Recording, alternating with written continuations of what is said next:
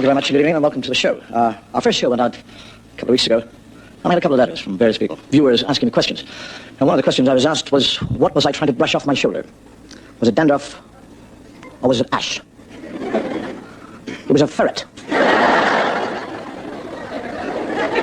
I also had a letter from a priest in the north of England, and all I can say, Father, if I do with the stool what you suggest, I won't be able to finish the series. He wanted me to auction it off. Charity. You notice in this day and age, we're actually surrounded by experts.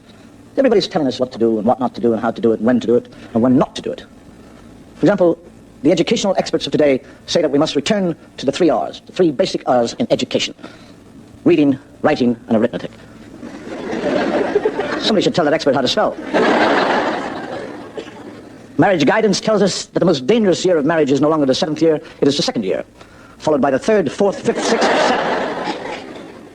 Experts tell us that if the population continues to rise at its present rate, in 20 years' time, there will be standing room only. That'll put a stop to it. With regard to myself, medical profession tells me that for every cigarette I smoke, I take a year off my life. For every glass of alcohol I drink, I take another year off my life. Working that out, I died about 3 years ago. I can't remember it. That's the strange thing. I used to drink with a friend of mine in Manchester. He was a doctor. He's an Irishman. And the incredible thing about the measures in Ireland regarding alcohol, they're different. Our measures are bigger. A single in Ireland would be equivalent to a double in England. And a treble in England would be equivalent to a double in Ireland. And this doctor used to go in and have one drink every evening. But he liked a good measure. And any time he used to walk into the bar, the barman would say, "Good evening, doctor. What are you going to have, a double whiskey or a treble?" So he got to the landlord one day. He said, don't get your barman to shout out doubles and trebles. I'm a doctor. Well, most of the customers will think, who's that bloody drunk who comes in? He said, look, what I'll do when I come in, if I want a double, I'll just do that. And if I want a treble, I'll do that. And it's fine. And I was standing in the bar one night, and he'd been to the races, and he came in as slightly the worse for wear. And he's like that. And the landlord says, what do you want? And the doctor said, the usual. And the landlord said, what do you mean the usual? Look down, doctor, look down. He went, oh, and one for yourself.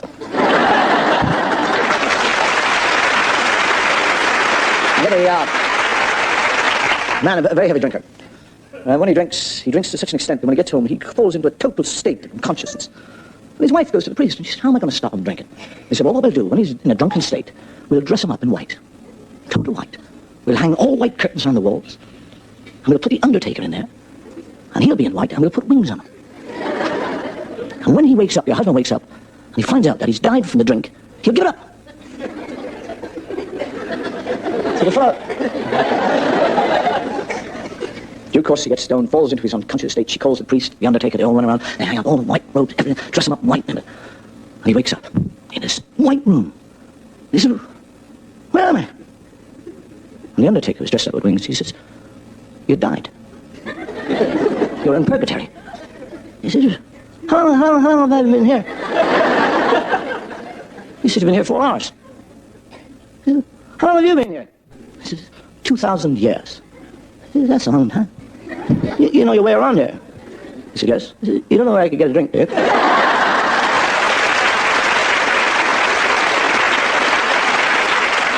You get the other character walks into a bar and he said, I'd like 3 double whisky, please, and 4 gin and tonics, and 5 pints of beer, and 6 shandies, and 8 vodkas. He said, would you like a tray? He said, no, I got enough to carry.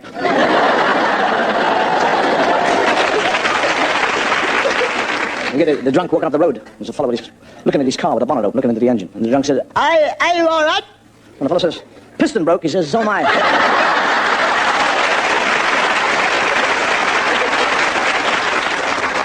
I was in a bar recently where there was a man. A man sitting in the bar drinking, and propped up in front of him on the bar is a photograph of a woman. And he just sat there and drank. I kept on looking at the photograph. So I went over to him after it. I said, is that your sweetheart? He said, no. My wife. I said, is she dead? He said, no, she's alive. I said, you must love her very much. He said, I don't love her. I hate fat cow. I hate her. I said, well, why do you take a photograph to the pub? He said, well, when she starts to look good, I know I've had enough.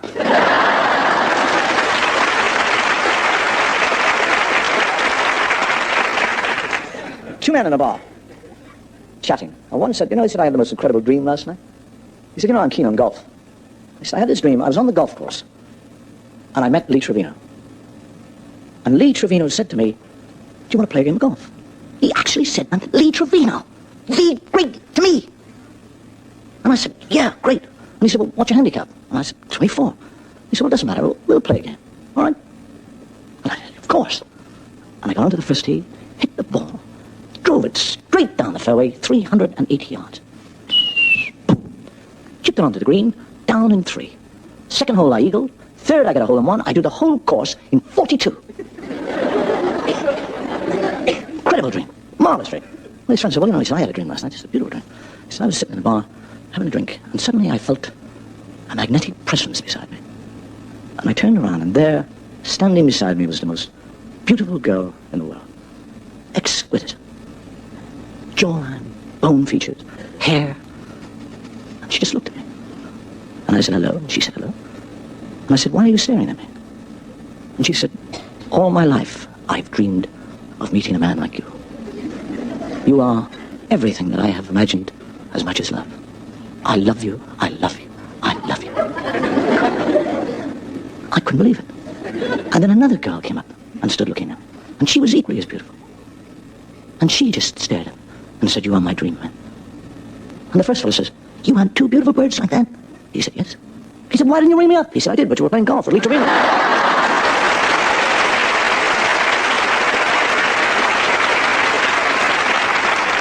Well, as we say in the old country, Lochheim. Glass is empty. That means we've got some sketches. Out they go! Right up, back. Get it in! Buttons! Why, you are a most scruffy, slovenly little man! Never in all my life have I seen such an idle man on parade! You are a miserable little man!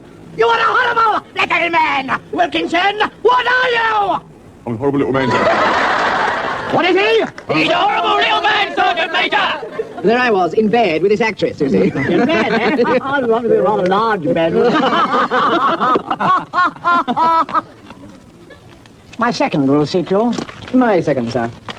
Well, at least Bertram sleeps with ladies. Most amusing. My second.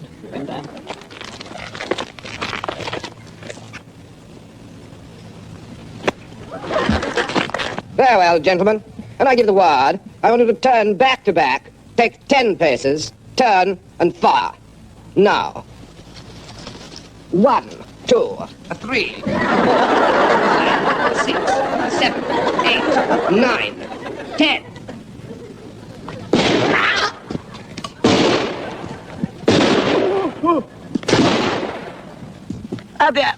Excuse me, sir. Yes, I'm thinking there's been enough blood shed over this minor matter already. Yes, I was thinking the same myself.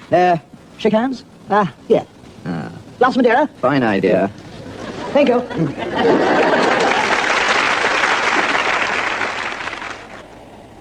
Do you realize that if it had not been for these geese, Rome would have fallen to the barbarians? 1,500 years of civilization ground into the dust. There is no doubt that these geese are the finest watchdogs. Down, Fido, down! Sit, over, back, over, sit. Down, Fido! What are you doing, Sergeant? Morning, sir. Minefield Lane, sir. Let me tell you, Sergeant, that the whole essence of my name is that the damn things cannot be seen. You've left lumps everywhere. Oh. Give me that spade. Sir. You do as you smooth the whole thing nicely down like that and just give a little touch.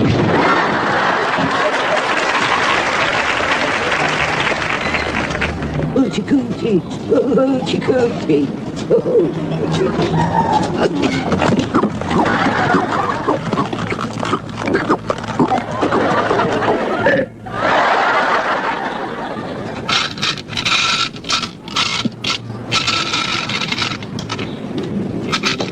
Oh, sir. Support a worthy cause, sir. So,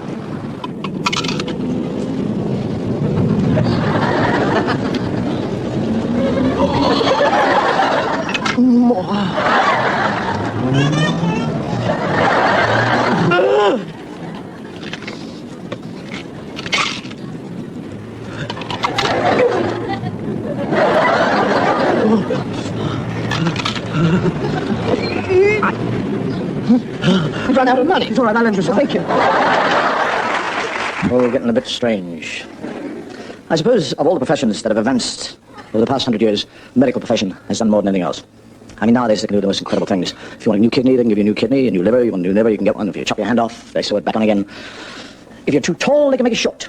They do this by cutting bits of bone out of your leg. Actually, there was an operation recently where they took out a little bit too much bone. And the fellow's legs are so short now he can hardly reach the ground.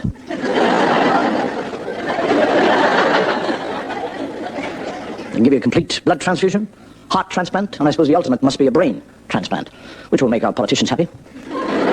Mind you, I think in most cases the new brains will reject the old bodies.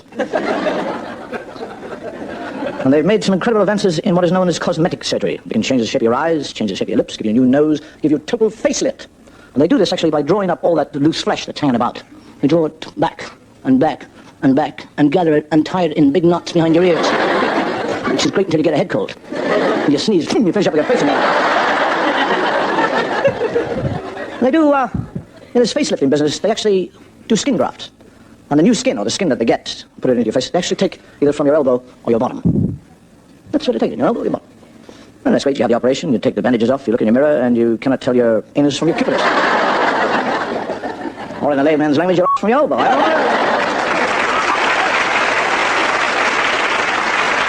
I suppose there actually is a fortune for anybody who can invent hair restore. But in the meantime, they restore hair by transplanting it. Have you seen it? They actually dig a hole in your head. And they take out a chunk of the bald part. Take it totally out, little lump of flesh. And they put it down on the table. And then they go around the back of your neck where you got a bit of hair. And they go and take out that. And then they stick that in there. And they take that bit and stick it in there. And you've got to wear a hat for 3 weeks after the operation. In case it rains. All the rain goes down and comes out the back of your neck. And the latest method of hair transplant is actually they take strips. Because you're bald up here. So they take strips from the hairy part. Like lumps of carpet. It's like laying carpet. You actually take it off, and then take a strip out of there, and then replace that and put a bald bit there. And after about 2 weeks of this, you've got a lovely big head of hair. Up here. Round here, you're bald. It's like a tonsure in reverse. Incredible. They can give you big boobs. And if you've got small boobs and you want big ones, they can make them big. If they're too big and you want them small, they can make them small. And they can do the same for women, I believe.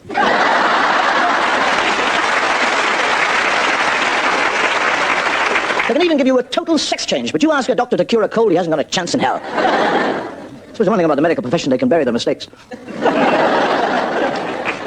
I knew a woman in Ireland who got a bill for a doctor who said for keeping her husband alive until he died, 30 quid. A friend of mine went to a doctor. The doctor said, well, tell me about your day. He said, well, I get up in the morning, I have a cup of coffee and a large brandy. And then I drive to the office, and on the way to the office, I know a pub, and I nip in, and I have another large brandy. And then at tea break, I don't have a tea, I have a large brandy. At lunch, I have a sandwich and a couple of large brandies. And then in the afternoon, I have a couple of large brandies, and then I go out to dinner and have a couple of glasses of wine and a few large brandies. And the doctor said, well, what's the matter with you? He said, I keep on falling over. My doctor actually has advised me against all forms of what they call excitement or stimulation. He said, get off the cigarettes, get off the booze, no sex, no gambling, no excitement. I said, will it make me live longer? He said, perhaps, but if it doesn't, it'll just seem like it.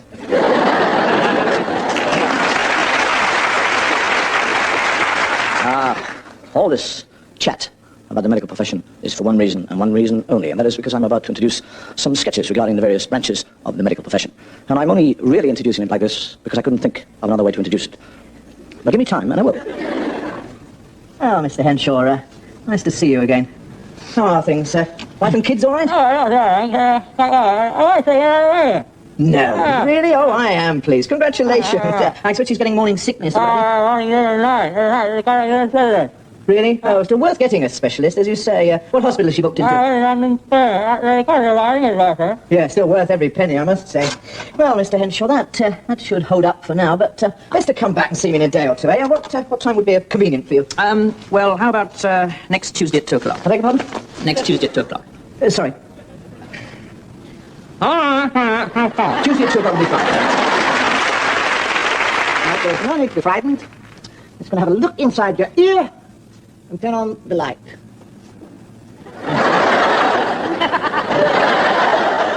Nurse, would you please turn the light on when I say so? All right, now.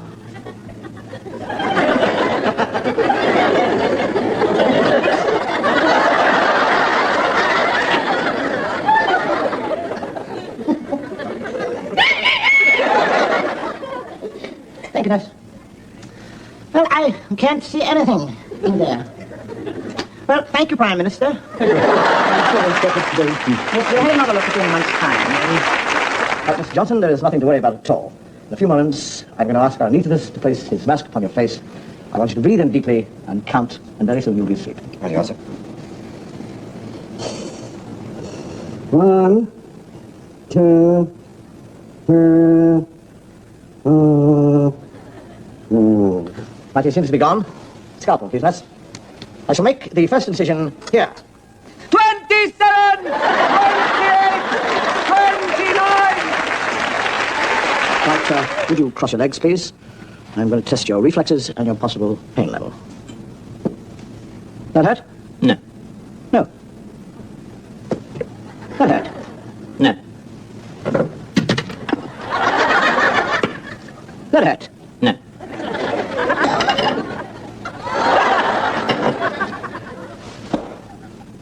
Did that hurt?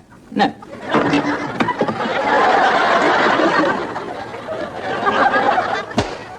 That? No. Stand up. That hurt? No. That? No. What about that? No. What about that? No. Did that hurt? Ah, just as I thought. A sore throat.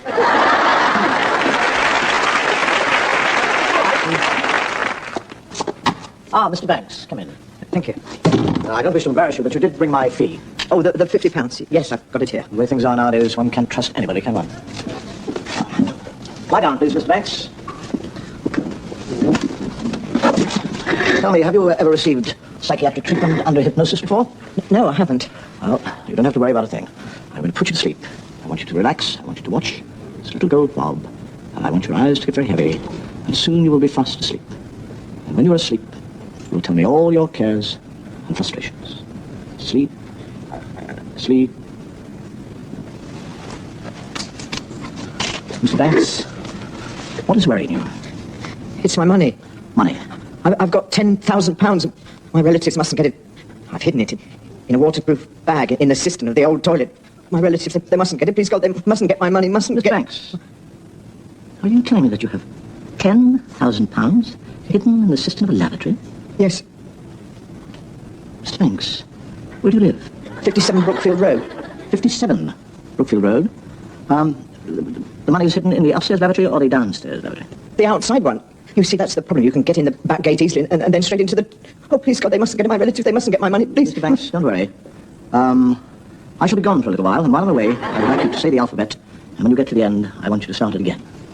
A, B, £10,000. C, Lavatory.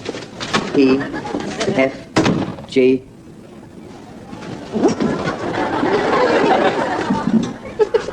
Waterproof bag in the outside toilet. It never fails.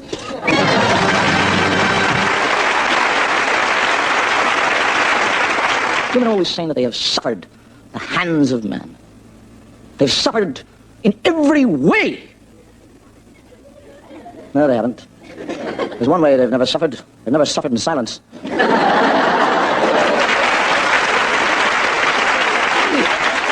You think about it when women, I mean, they bring us into this world without our consent.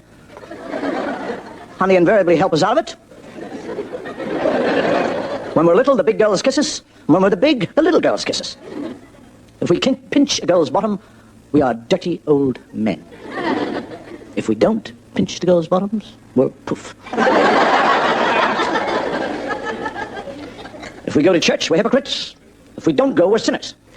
If we save money, we're miser. If we spend it, we're fools. Except when we spend it on them. If we die young, there was a great future ahead of us. If we grow old, we're only doing it out of spite, so they can't get insurance. It really is a woman's world. You think about it, when a man is born, or a child, a male is born, they always say, how's the mother? When he gets married, they say, you were lucky. I don't know what she sees in you. And when you die, they say, how much did he leave you?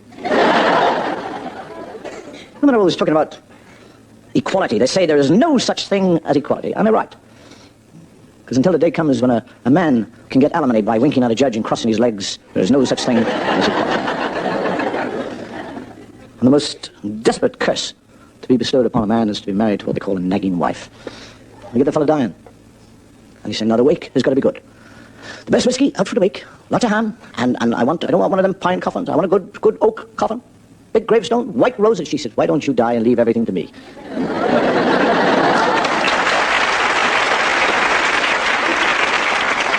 You get an Englishman touring around rural Ireland. And normally all the towns are very open and very friendly, and they say, come in, have some bacon, some eggs, come in, have a jar. He gets to this town. There is not a sound. It is totally quiet. And all the shutters are pulled, all the doors are locked. And he walks in, and there in the town square is a group of men following a coffin being carried. And behind this coffin is a gigantic man, huge man, granite-like features, shock of grey hair. And held in his left hand is a leash of a dog, a big black dog. And behind that man, dressed in black, is another man. And behind that man is another man. And behind him is another. There's 39 of them all together. There's not a woman anywhere. And the fellow thinks, that's an incredible funeral. I've never seen a funeral like that before. So he goes up to this big man at the front and he said, has somebody very important died? And the fellow says, no, not really. Who is it? Who has died? He says, my wife. He says, really? That dog, was that her dog? Must have loved her very much for you to bring that dog to her funeral. I says, no. That was the dog that savaged her. Bit her to death, that dog did. Really? Would you like to sell that dog? And the fellow said, get to the end of the queue.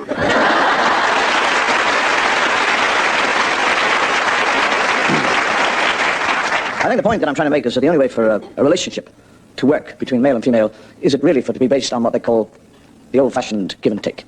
Come on, dear. You're dawdling along. What do you think you say yes to me all the time? Here, we want to turn left here. Come on, left. We want to turn left. Why don't you slow down? Then we're going to go round the corner. Oh, come look, keep to the left, dear. Not right down the centre of the road. Keep over to the left. There's a cyclist ahead of you. What do you want to do? Go and knock him over. Do keep your eyes on the road, my dear.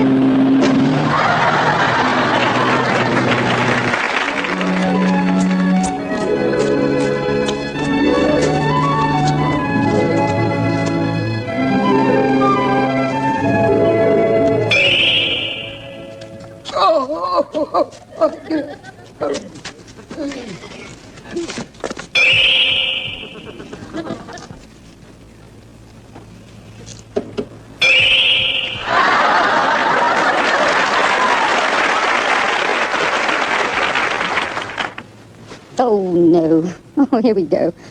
I suppose that means you want me again. Isn't there no limit to the demands you make upon me? You couldn't consider my feelings, could you? You couldn't care less. You're just absolutely, totally selfish.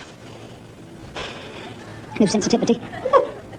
No romance. Oh, when are you ever romantic? When you ever take me out and pamper me and buy me flowers? Just make me feel like a woman. Oh, no. I'm an object, aren't I, to be used as you feel like it. Animal lust. That's what it is, just pure animal lust. Something that you can just satisfy your egotistic needs. Oh, very well. If you must.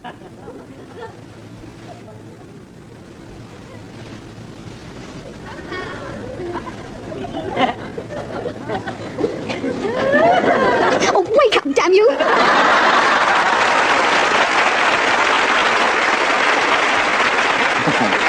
I'm often accused of being unromantic, but it's very difficult actually to be romantic and realistic at the same time. And yet I do know that we all need a little bit of romance in our lives. And what could be more romantic than Emily Bronte's famous novel, Wuthering Heights? Kathy! Kathy! Heathcliff! Kathy! Heathcliff! Heathcliff!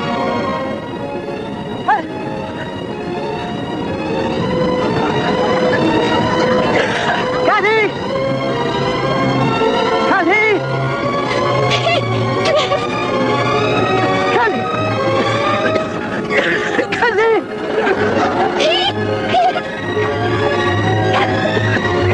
Kathy!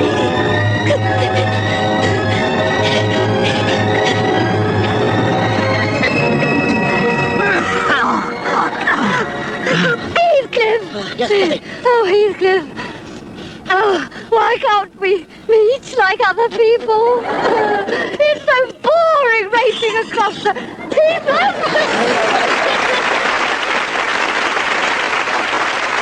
That's romantic and realistic, isn't it?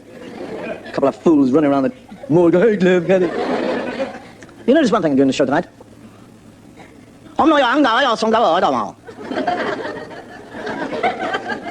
Try that again. Have you noticed one thing during the show this evening?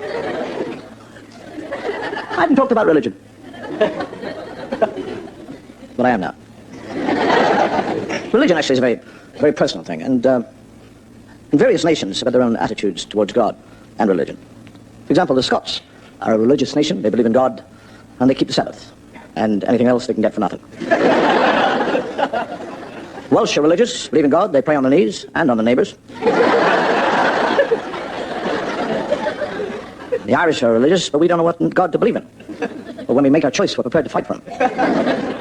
The English are not really religious at all, because the English actually consider themselves to be what one would call a self-made nation, therefore relieving the Almighty of any responsibility. And the leaders of the clergy tell us today that we are so concerned with everyday life that we have no time for God. And I was talking to a Jesuit friend of mine, and I said, is this true? And he said, yes, it is. Sadly, it is. 10 years ago, my congregation on a Sunday, the church would have been packed. Nowadays, it's less than a couple of dozen. And I said, what about other religions? He said, well, they're not doing any better, thank God.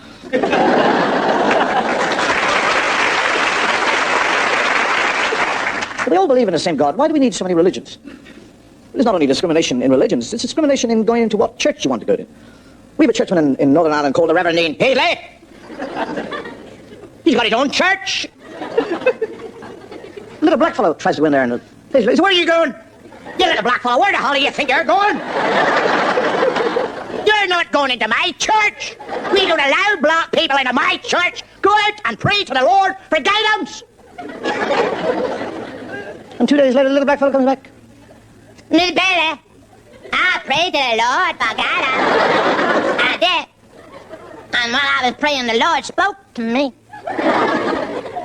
He said, the good Lord spoke to you. What did the good Lord say to somebody like you? Well, I was praying, and the good Lord said, amen. Amen down there. What are you praying for? And I said, I want to go into Mr. Paisley's church. And the Lord started to laugh and laugh and laugh. And he said, man, you got no chance of going in there. I've been trying to get in there for 10 years.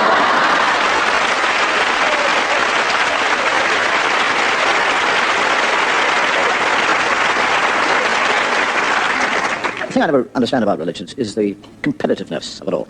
It's like a kind of football league. You move up one, you're top of the league, and then you lose a bit and you shift down a bit. I was listening to two children talking one day. One was Catholic, one was Jewish. A little Catholic child turned to a Jewish child and he said, our priest knows more than your rabbi. And the Jewish said, of course he does. You tell him everything.